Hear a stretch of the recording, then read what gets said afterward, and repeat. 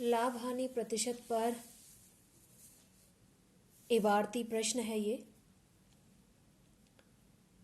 प्रश्न है, रमेश एक किताब को 100 रुपये में खरीद कर 110 रुपये में बेचता है, उसे कितने प्रतिशत लाभ या हानि हुई।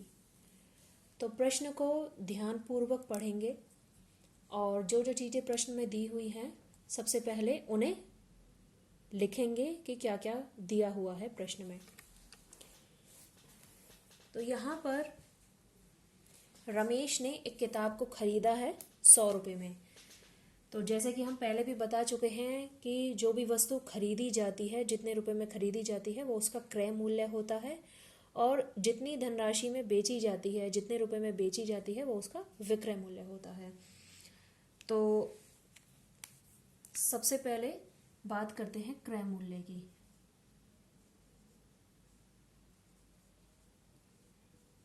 तो किताब का जो क्रय मूल्य है वो है 100 रुपये और रमेश ने उसको बेचा है 110 रुपये में। तो ये जो 110 रुपये हैं ये है किताब का विक्रय मूल्य।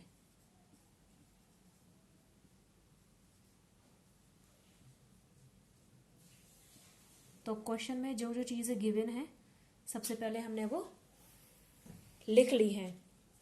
प्रश्न में पूछा है कि रमेश को कितने प्रतिशत लाभ या हानि हुई है।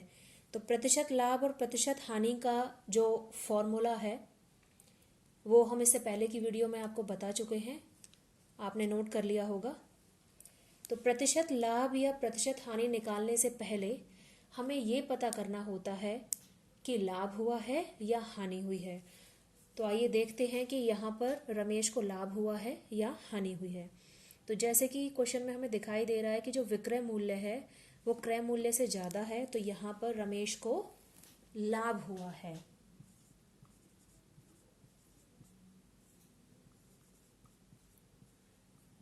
रमेश को लाभ हुआ है।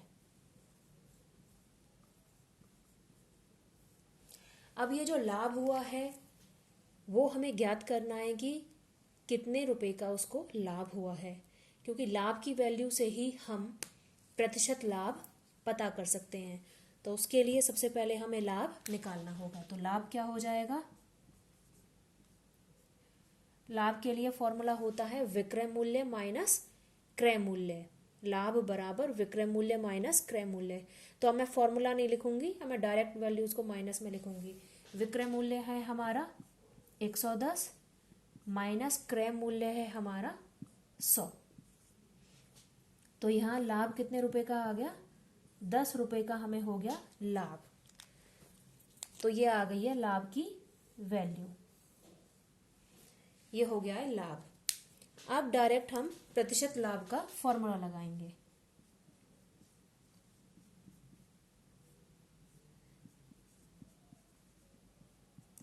प्रतिशत लाभ बराबर है लाभ गुणा 100 बटे क्रय मूल्य।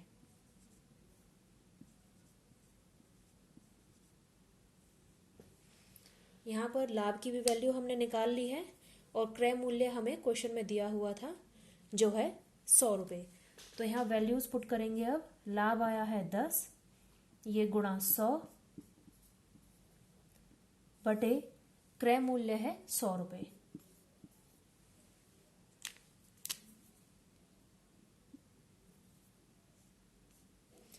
तो यहाँ पर अब जो वैल्यूज कैंसिल हो रही है उन्हें कैंसिल करेंगे। देखिए इस 100 से ये 100 पूरा पूरा कैंसिल हो गया, बचा 10।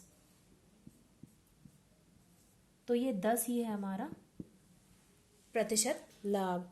तो यहाँ पर रमेश को किताब को 100 रुपये में खरीद कर 110 रुपये में बेचने पर 10% का लाभ हुआ है। यही है हमारा आंसर। देखिए बहुत ही आसान से प्रश्न है, बस आपको ध्यान देना है कि क्रय मूल्य क्या है, विक्रय मूल्य क्या है। उसके बाद लाभ हुआ है या हानि हुई है। लाभ हुआ है तो लाभ को पता करेंगे कितना लाभ हुआ है, अगर हानि हुई है तो हानि को ज्ञात करना है कि कितनी हानि हुई है। जब आपको लाभ पता चल जाए तो प्रतिशत लाभ का फॉर्मूले में पुट करके वैल्यूज और प्रतिशत लाभ ज्ञात कर सकते हैं, और जब हानि हुई है तो प्रतिशत हानि इसी तरीके से फॉर्मूला लगाकर आराम से पता की जा सकती है। आशा करती हूँ कि आपको इस तरीके के प्रश्न समझ में आ गए होंगे कि किस तरीके से हम लाभ या प्रतिशत लाभ निकाल सकते हैं। वीडियो को पॉज करके क्वेश्चन को नोट कर लीजिए।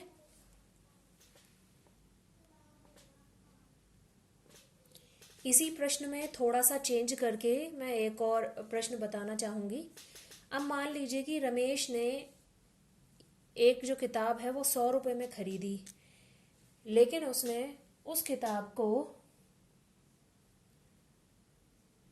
70 रुपये में बेचा, तो उसे कितने प्रतिशत का लाभ हुआ या हानि हुई ये पता करते हैं। तो यहाँ पर अब रमेश ने जो 100 रुपये में किताब खरीदी थी उसको 70 रुपये में बेचा है।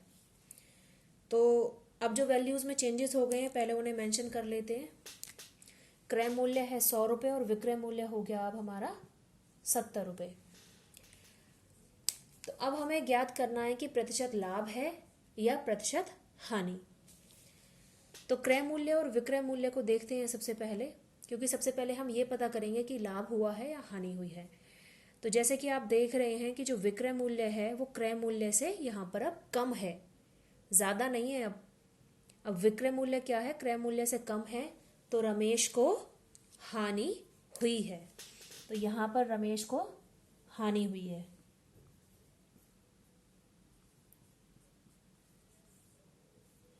अब ये जो हानि हुई है ये हमें निकालनी है कि हानि हुई कितनी है। तो हानि का सूत्र होता है हानि बराबर क्रय मूल्य माइनस विक्रय मूल्य। तो क्रय मूल्य है 100 और विक्रय मूल्य है 70 रुपये। यहाँ मैं फॉर्मूला नहीं लिख रही हूँ, डायरेक्ट मैं वैल्यूज पुट कर रही हूँ। अब हानि बराबर क्रय मूल्य माइनस विक्रय मूल्य। क्रय मूल्य की जगह क्रय मूल्य की वैल्यू 100 रखी है और विक्रय मूल्य की जगह विक्रय मूल्य की वैल्यू 70 रुपये रखी है। तो यहाँ पर घटाएंगे इसको 100 में से 70 तो 30 निकल कर आया है।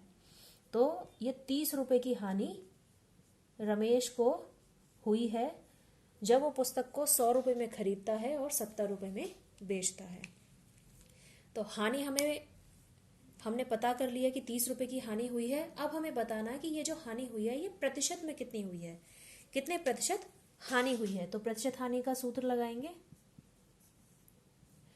प्रतिशत हानि बराबर होता है हानि गुणा 100 बटे क्रय मूल्य। तो हानि हम ज्ञात कर चुके हैं, क्रय मूल्य प्रश्न में दिया हुआ है, बस यहाँ पर इनकी वैल्यूज पुट करनी है और गुणा भाग करके क्वेश्चन को हल करना है। हानि है 30 रुपये गुणा 100 बटे क्रय मूल्य है 100। तो यहाँ पर 100 से 100 कैंसिल हो गया, इस 100 से ये 100 कट गया, बचा कितना 30। तो ये आ गया 30%। तो यहाँ पर प्रतिशत हानि जो हुई है वो 30% हुई है, 30%। ये आ गया हमारा उत्तर।